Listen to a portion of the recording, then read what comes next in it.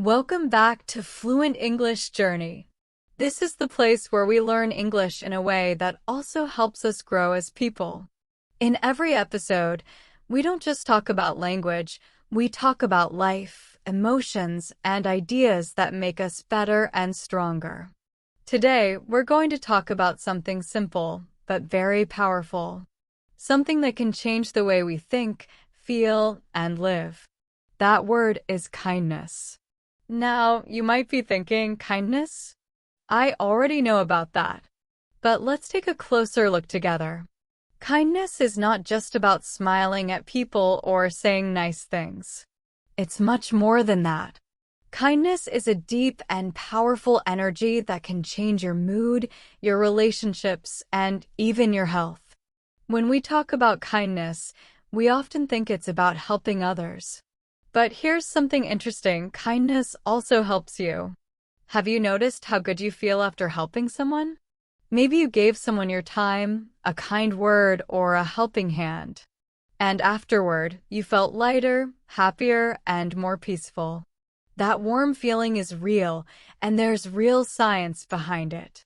When you do something kind, your brain releases chemicals that make you feel happy and calm. It's like your body is saying, that was good, do it again. So, being kind doesn't just make the world better, it makes you better too. In this episode, we'll look at kindness in different ways, emotional, scientific, and even cultural.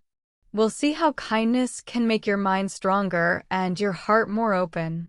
And maybe, by the end, you'll start to see kindness as a daily practice, not just a nice idea. Let's start with a small reflection.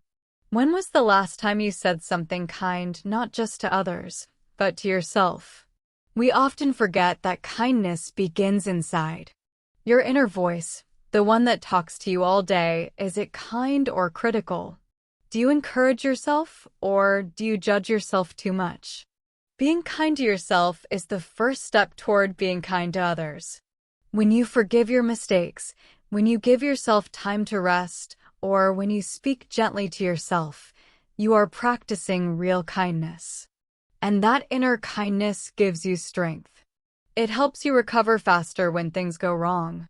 It helps you stay calm in stressful moments. That's called resilience, the ability to bounce back when life feels hard. Now, let's be honest, being kind is not always easy. Sometimes it feels risky. Sometimes you give, but people don't give back. Sometimes you're tired or busy, and kindness feels like extra work. That's okay.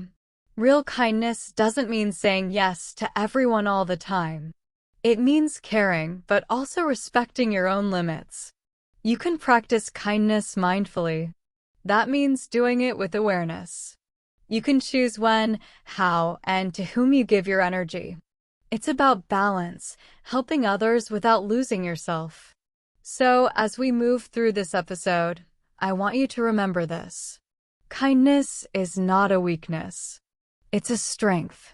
It's not just a nice social rule, it's a powerful tool for happiness and personal growth. By the end of this episode, I hope you'll see kindness not as a simple word, but as a daily practice, something that fills your heart, strengthens your mind, and connects you with others in beautiful ways. So take a deep breath, get comfortable, maybe grab a cup of tea, and let's explore the gentle power of kindness together. Because when we help others in big or small ways, we often help ourselves even more than we realize. Defining kindness beyond the surface. When we hear the word kindness, what usually comes to mind? Maybe we think of simple actions, smiling at someone, saying thank you, holding the door open, or helping a friend. And yes, those are all wonderful examples of kindness. But they're only the beginning. They show the surface of what kindness is, not the full picture. Kindness is much deeper than good manners or polite behavior. It's not just about doing what society expects.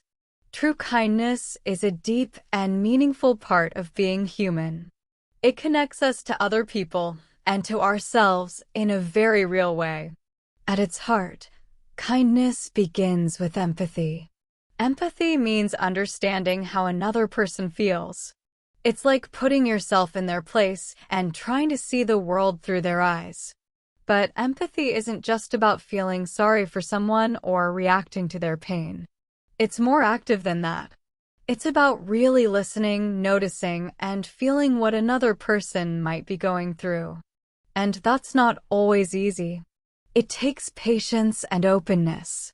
It asks us to pause our own thoughts and emotions for a moment and make space for someone else's experience. But this kind of emotional openness is exactly what makes kindness so powerful. It helps us grow, connect, and understand life on a deeper level. Closely connected to empathy is compassion. Empathy helps us feel what another person feels. Compassion pushes us to do something about it. It moves us to take action, to help, support, or comfort someone in need. Compassion turns kind thoughts into kind behavior. However, not every kind act comes from pure compassion. Sometimes people help others because they feel they should, or because they want others to notice them, or because they expect something in return, maybe praise, love, or respect. This is called transactional kindness, kindness that comes with conditions or hidden expectations. True kindness, however, is altruistic.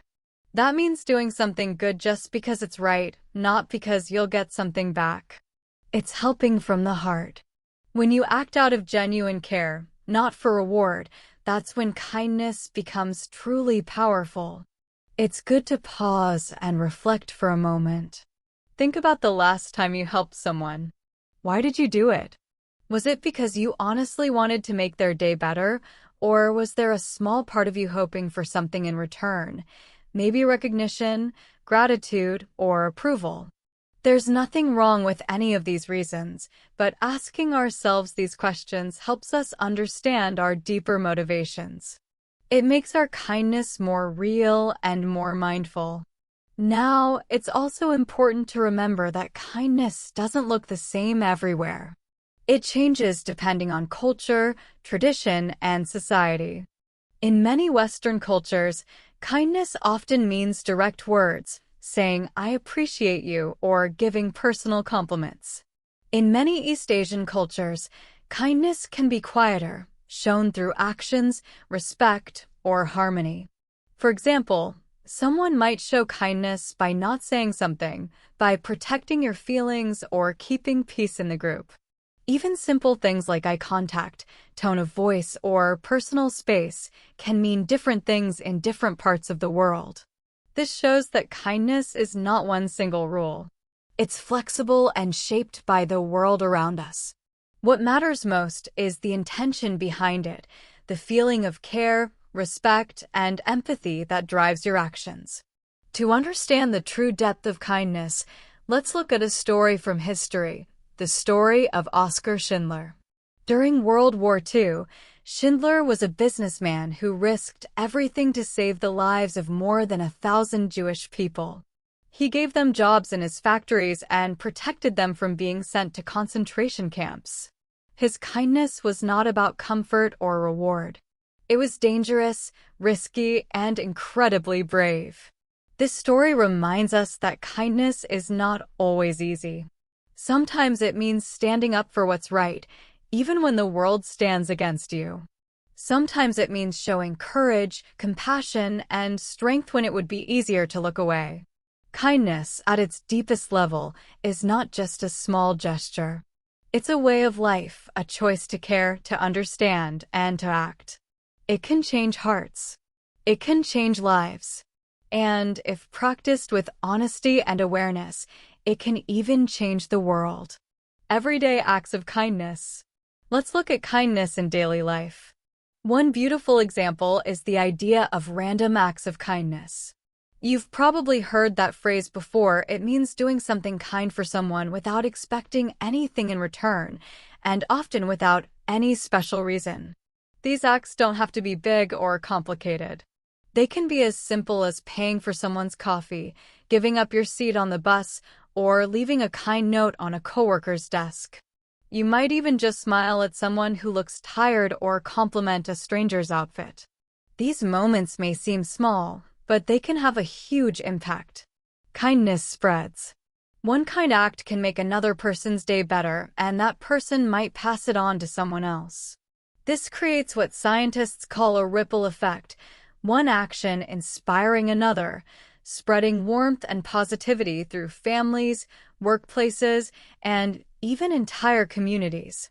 When kindness is given freely, with no conditions, no rewards, and no hidden motives, it becomes something truly powerful. It changes not just how others feel, but how you feel, too. When we start exploring kindness more deeply, we realize it's not just about being polite or nice. It's a connection between feeling and action, between you and others, between what you intend and what you create. Kindness isn't just something to check off a list, like, I did a good deed today. It's a choice, sometimes a brave one, to act with compassion, awareness, and courage, even when it's not easy. So, as you think about kindness today, try to go beyond the simple idea of being nice. Ask yourself, how does kindness show up in my daily life? How does it shape my relationships?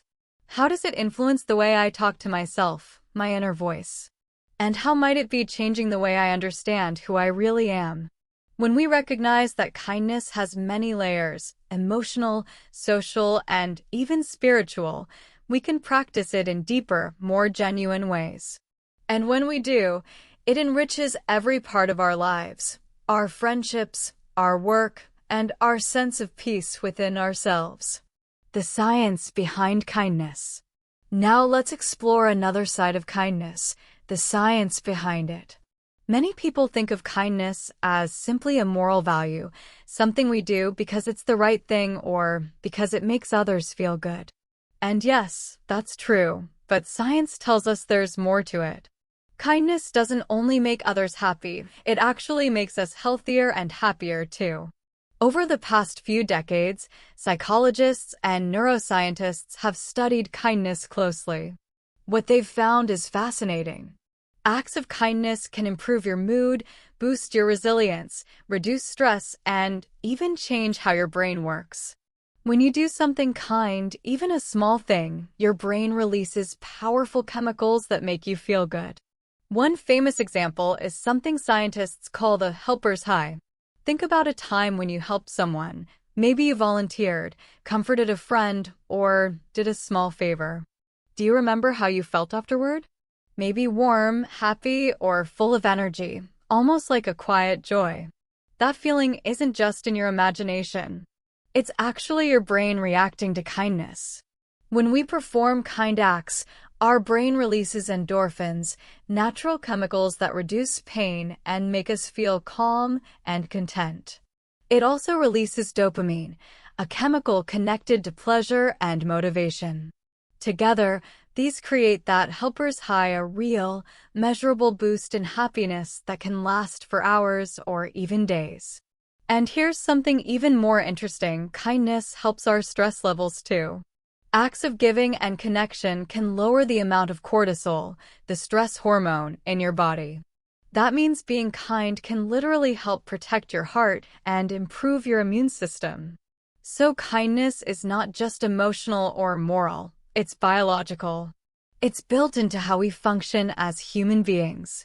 When we give, we grow. When we care, we heal.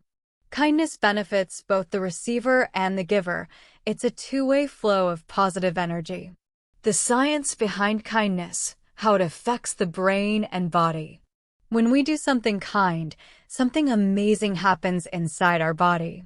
Our brain releases a mix of feel-good chemicals that lift our mood and make us feel lighter, happier, and calmer. One of these chemicals is called endorphin. It's like nature's painkiller. It gives you that natural sense of joy and relief after doing something kind. It's similar to what runners feel after a long run, something scientists call the runner's high. You can think of kindness as a gentle version of that same feeling, a natural, healthy mood booster that comes not from running miles, but from caring and connecting. Another important chemical in this process is oxytocin, often called the love hormone or the bonding hormone. Oxytocin is released when we hug someone, show affection, trust another person, or do something caring. When you perform an act of kindness, even something small like listening, comforting, or smiling, your brain produces more oxytocin. And oxytocin does wonderful things for your body. It helps lower blood pressure, reduces stress, and calms your nervous system. It's like a soothing medicine for your heart and mind, helping you feel safe, connected, and emotionally balanced. That's why kindness doesn't just make us happy, it also makes us feel like we belong. But the benefits of kindness go even deeper. Thanks to something called neuroplasticity, our brain can change and adapt throughout life. This means that when we practice kindness often, we can actually rewire our brain. Imagine your brain like a map full of roads. Every time you think a thought or do something repeatedly, you're traveling one of those roads. The more often you take that path, the smoother and stronger it becomes. So, when you practice kindness regularly, you're strengthening the roads in your brain that are connected to empathy, compassion, and positivity. In other words, kindness builds mental habits, just like exercise builds muscle.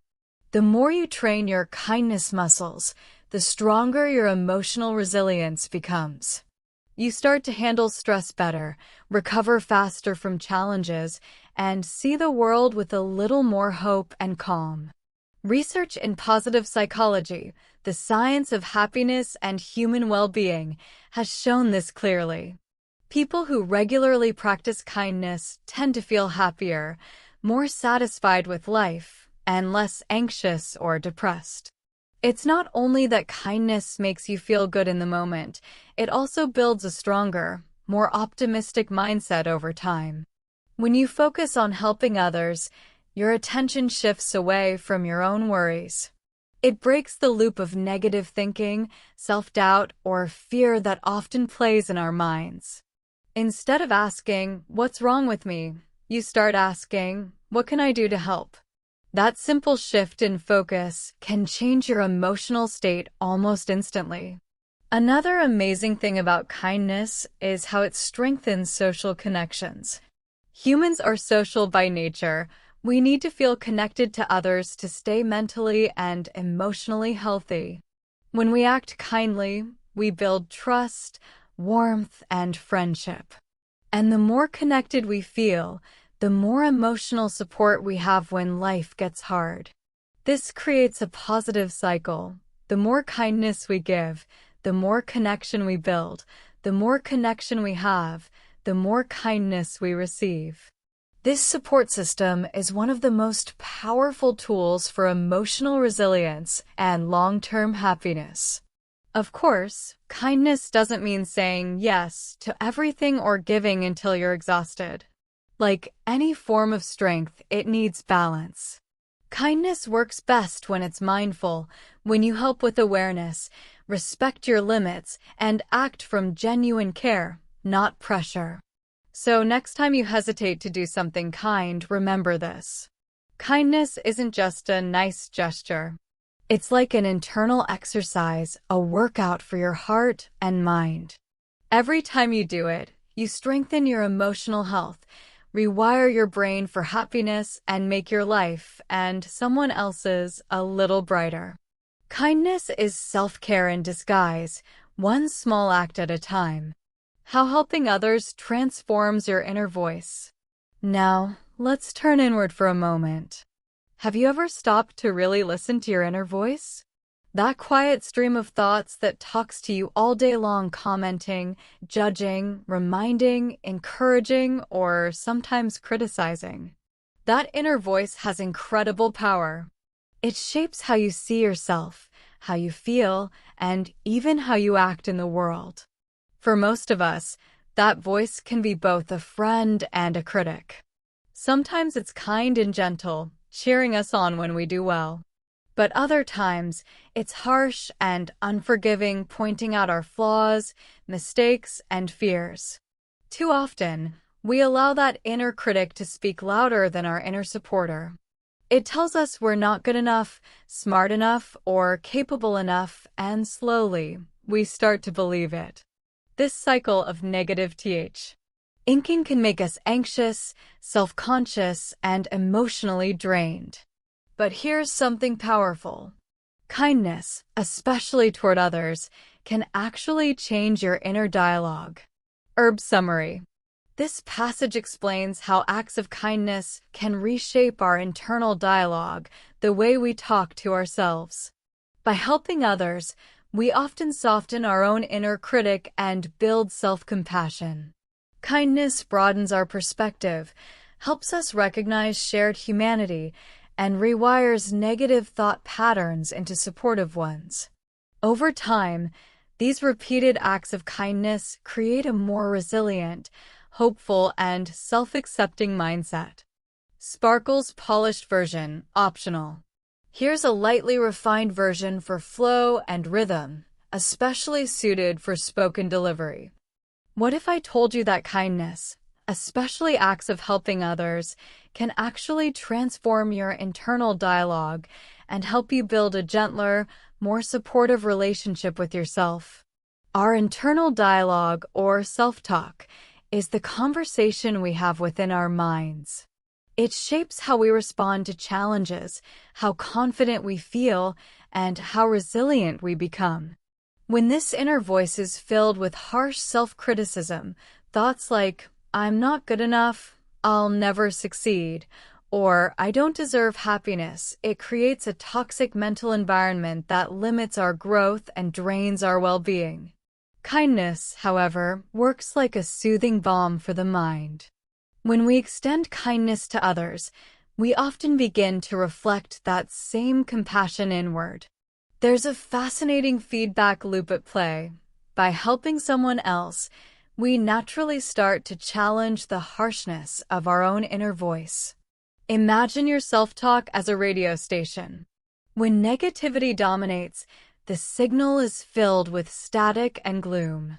But each act of kindness helps you tune into a different frequency, one that plays warmth, hope, and understanding.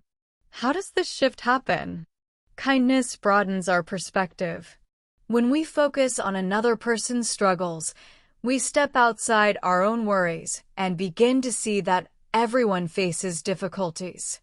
This realization softens our inner critic and nurtures self-compassion. Our negative beliefs lose their grip because we recognize them as temporary, not absolute truths. Moreover, kindness generates positive cognitive patterns. After offering help, many people feel uplifted and purposeful. New thoughts arise. "I'm capable of making a difference. I have something valuable to give." Over time, these affirming beliefs replace older, limiting ones. It's like rewriting your internal script, trading fear and doubt for encouragement and possibility. Think of kindness as a mirror reflecting both how we treat others and how we treat ourselves. When we act kindly outwardly, we start to internalize that same care inwardly. This is what psychologists call self-compassion, and studies show it reduces anxiety, boosts resilience, and increases motivation. So here's something to reflect on. When was the last time you listened to your inner voice? Was it kind or critical? Awareness is the first step toward change. From there, kindness becomes a powerful ally, gently transforming negative inner talk into words of support and hope. This transformation doesn't happen overnight. Like a garden, it takes time and nurturing. But with each act of kindness, you plant and water new seeds, seeds of compassion, confidence, and calm. Over time, your inner world becomes less of a battlefield and more of a sanctuary. So the next time you offer kindness to a friend, a stranger, or even yourself, pause and listen. Does your inner voice soften? Does it sound a little more encouraging? That's kindness working from the inside out, quietly transforming the way you think, feel, and live. Below, I'll provide 3 parts. A short summary for context or intros/outros. A refined version for smoother flow and spoken rhythm, great for narration or final editing. A transition suggestion to connect it seamlessly with your previous section. Seedling 1. Summary. Kindness isn't just an act of generosity, it's a powerful tool for developing personal resilience and growth. When we help others, especially in times of difficulty, we shift our focus outward, strengthen empathy, and build emotional intelligence. This outward flow of compassion helps us stay grounded, manage stress more effectively, and recover from challenges faster. By fostering connection and purpose, kindness becomes a steady anchor in turbulent times, teaching us that true strength comes not from self-protection, but from connection and care. Sparkles 2. Polished version, refined for flow and natural speech. Kindness as a catalyst for personal resilience and growth. Resilience is often described as the ability to bounce back from adversity, to recover from setbacks with strength and determination. But resilience isn't just something we're born with. It's a skill we can nurture and strengthen over time. And one of the most powerful ways to build emotional resilience is through kindness, especially by helping others and adopting a generous, outward-focused approach to life. At first, this might sound counterintuitive. When we're struggling, our natural instinct is often to retreat inward, to conserve energy, and focus on protecting ourselves. While understandable, that inward focus can sometimes isolate us and limit our growth. Kindness, on the other hand, does the opposite. It opens us up. It connects us. It helps us adapt. When we choose to be kind, especially in difficult moments, we're engaging in an act of courage. We step beyond our immediate worries and anxieties and turn our attention toward someone else's needs. That shift in focus changes everything. It reminds us that life is deeply interconnected, that we're not alone in our struggles.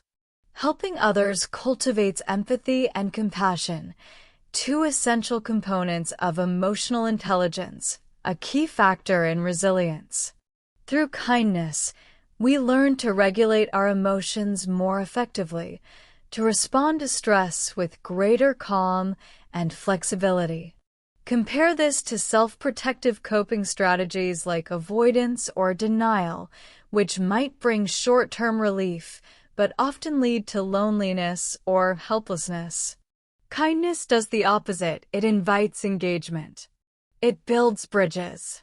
It nurtures trust and cooperation, the foundations we need to endure and overcome challenges. Let's look at a simple example.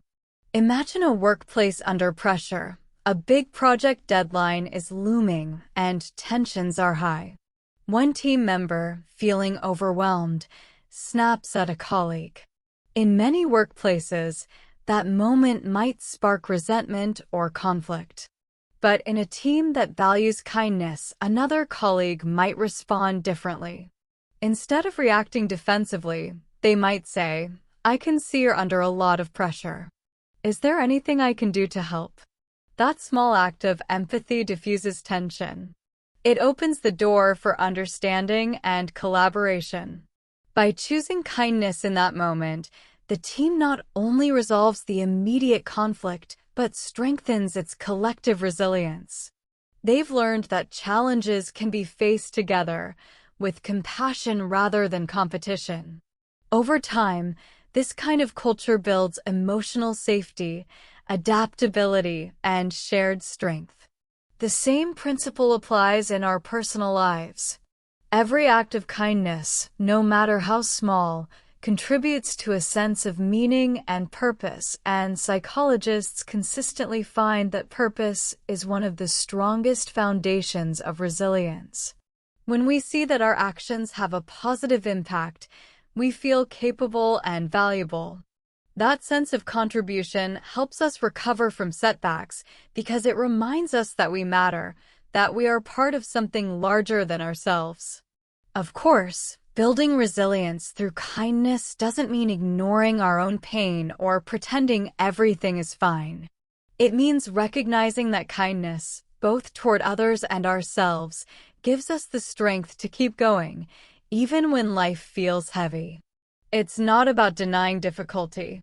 It's about facing it with courage, connection, and care. Behind small cloud 3. Transition suggestion to link with your previous section. If your previous section ends with transforming how you experience yourself and the world around you, you can flow into this one like this. And that transformation doesn't just change how we think, it changes how we live. Kindness doesn't only reshape our inner world, it also strengthens our ability to face life's challenges with grace and courage. In other words, kindness becomes a catalyst for resilience and growth. Dizzy refined version: navigating challenges when kindness feels difficult or risky. Kindness, as inspiring and transformative as it can be, isn't always easy or risk-free. In fact, there are many moments when practicing kindness feels complicated, even daunting. It's important to acknowledge these moments because they are part of the real human experience. Kindness is not about blind giving or constant self-sacrifice. Sometimes, being kind means navigating a delicate balance between generosity and self-preservation. One of the most common barriers people face when trying to live kindly is burnout.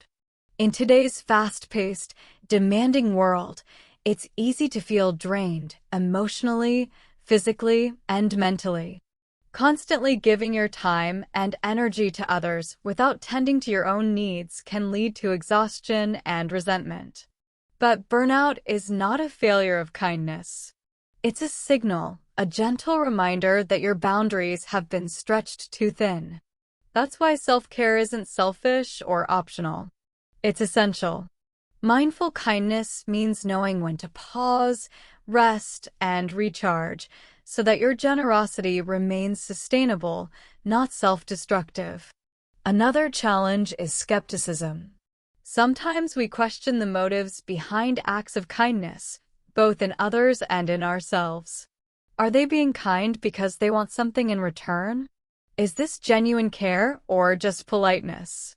These doubts can make kindness feel risky or even naive.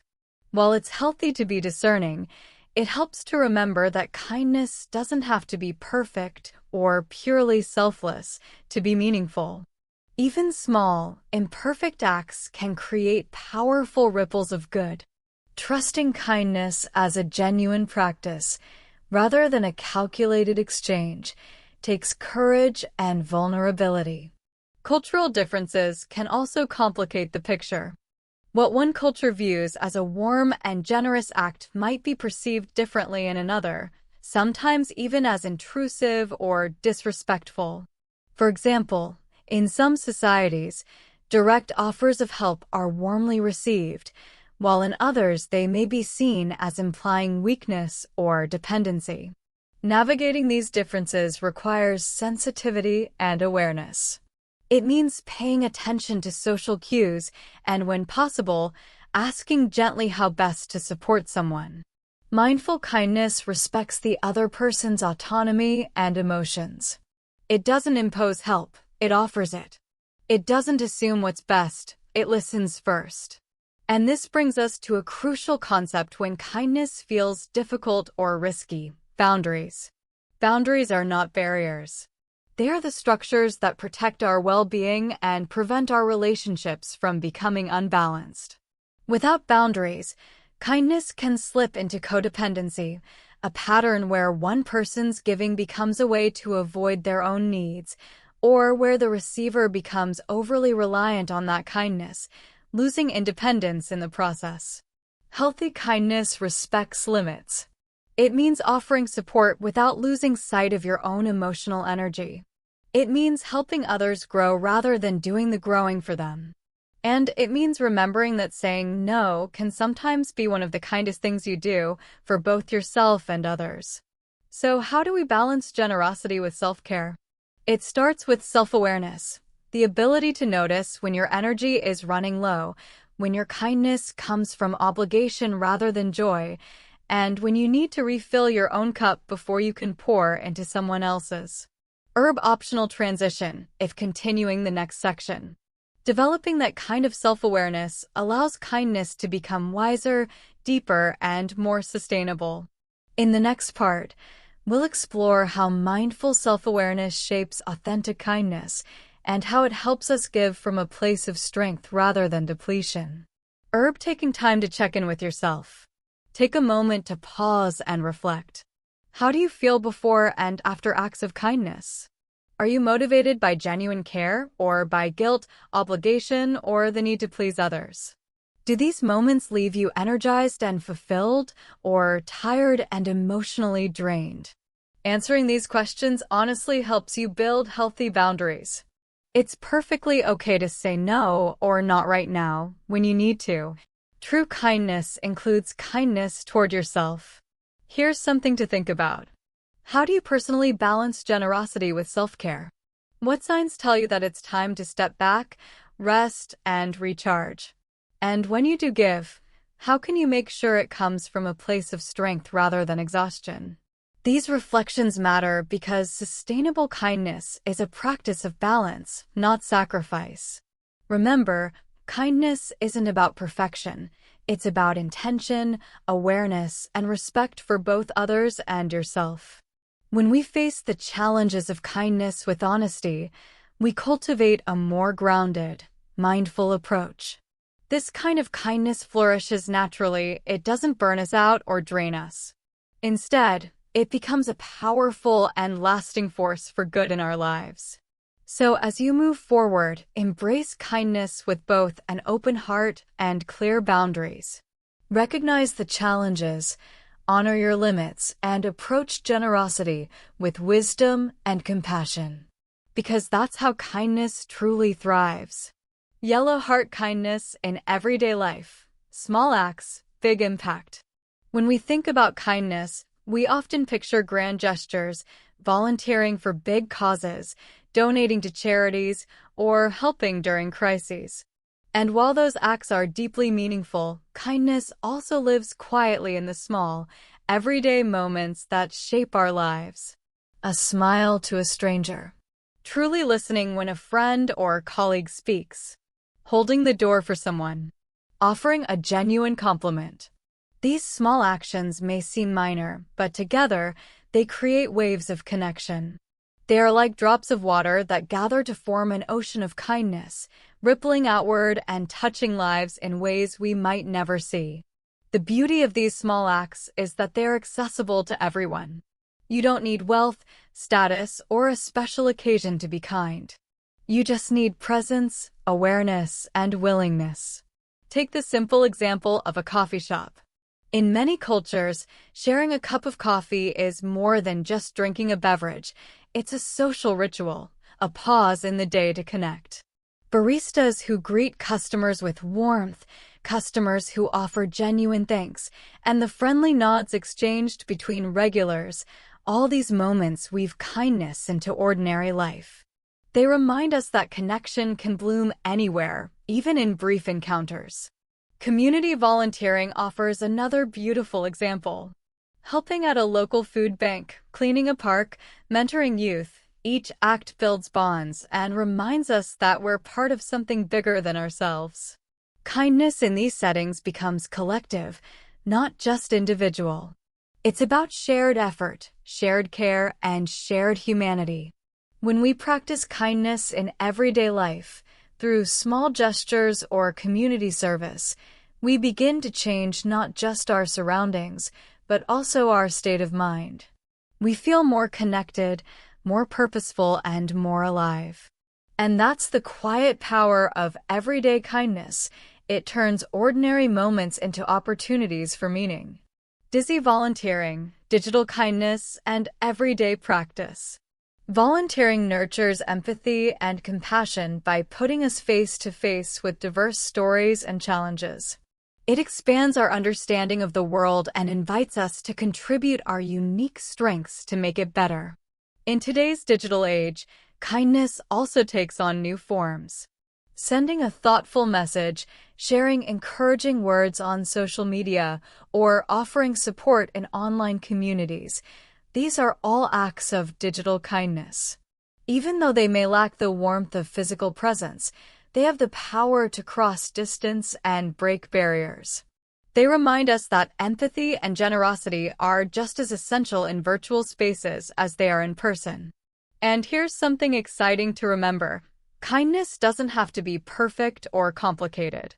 In fact, it thrives on curiosity and experimentation. Ask yourself, what's one small act of kindness I can try today? Maybe it's smiling more often during your commute, actively listening without interrupting during your next conversation, or sending a quick message of appreciation to someone who's been on your mind. These small acts may seem simple, but they can transform not only someone else's day, they can transform your inner experience too. Each time you choose kindness, you strengthen that positive feedback loop inside you, building resilience, warmth, and peace. It's important to remember, kindness is not a performance or a checklist. It's an intention, a way of showing up to life with openness and care. When we allow ourselves to practice it freely, without pressure, we give ourselves room to grow. Sometimes, your act of kindness may go unnoticed or even misunderstood, but that doesn't lessen its value. The very practice of kindness shapes your inner world. It nurtures emotional balance, patience, and compassion. It makes you stronger from within. So, as you go about your day, pay attention to the small opportunities around you. Notice how a kind word can brighten a stranger's face, or how a moment of patience can ease someone's stress. These small gestures weave together into a tapestry of kindness, creating a more compassionate and connected world, one act at a time. Self-reflection and integration, applying the psychology of kindness. As we bring this conversation to a close, take a moment for yourself. A pause, a breath, a gentle turning inward. After exploring the psychology of kindness, from its impact on the brain and emotions to its power to build resilience and connection, it's time to reflect on how you can consciously integrate these insights into daily life. This is about applying kindness not only outwardly but inwardly, through mindfulness and self-awareness. If you'd like, close your eyes, or simply soften your gaze. Take a slow, deep breath in and let it out gently. Notice how it feels to be present right here, right now. This simple act of attention is a foundation of kindness, because awareness creates space for compassion to grow. Now, bring to mind a recent situation where you had the chance to be kind. It might have been a small gesture, a kind word, or even a moment of self-care. As you recall it, notice how you felt. Was there warmth, joy, hesitation, or maybe something more complex? There's no right or wrong answer, only honest awareness. Next, think about your inner dialogue during that moment. What did your inner voice say? Was it gentle and supportive or critical and uncertain? Becoming aware of this inner voice helps you understand how kindness lives within you. Ask yourself, was I acting from genuine care and empathy, or from obligation or approval seeking? How conscious was I of my intention? And how do I balance kindness toward others with kindness toward myself? Sometimes, we give outwardly but forget to refill our own emotional cup. Other times, we may be kind to ourselves, but hesitant to extend that same warmth to others. Mindfulness helps us notice these patterns without judgment, so we can restore balance. Finally, reflect on this question. When was the last time I truly listened to my inner voice and responded with compassion instead of criticism? That small act of self-kindness is where transformation begins. Because every time you practice awareness, you strengthen your capacity to give, receive, and sustain kindness. Not as a duty, but as a way of being. Glowing Star Final Reflections, carrying kindness forward. This practice of self-compassion is deeply connected to the psychology of kindness. It reminds us that we deserve the same understanding and patience we offer to others. As you breathe in and out, imagine kindness as a thread woven through the fabric of your daily life, connecting moments, thoughts, and actions into a tapestry of care and meaning. Ask yourself, how might I weave that thread more intentionally? What small changes could I make to nurture kindness in myself and my relationships? Before we finish, I encourage you to set a simple, mindful intention. Perhaps notice one moment each day where you can practice kindness, whether it's smiling, listening deeply, offering help, or simply being patient with yourself. Notice how these small moments shape your mood, your thoughts, and your sense of connection. Remember, kindness is not a destination, it's a journey. A continual process of learning, practicing, and growing. Each step you take, no matter how small, contributes to your well-being and the well-being of those around you. As you return to the world, carry this gentle awareness with you. Kindness begins with conscious intention. It thrives in mindfulness, and it transforms both the giver and the receiver in ways that ripple far beyond what we can see. Kindness is far more than a simple act or polite gesture. It is a powerful force that shapes our minds, emotions, and relationships.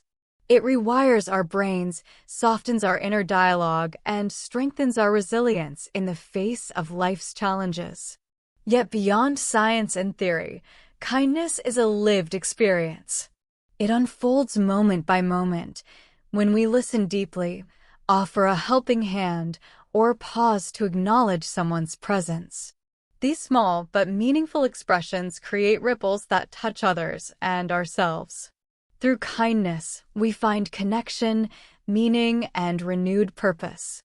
What I hope you take away from this episode is not just knowledge, but curiosity and motivation.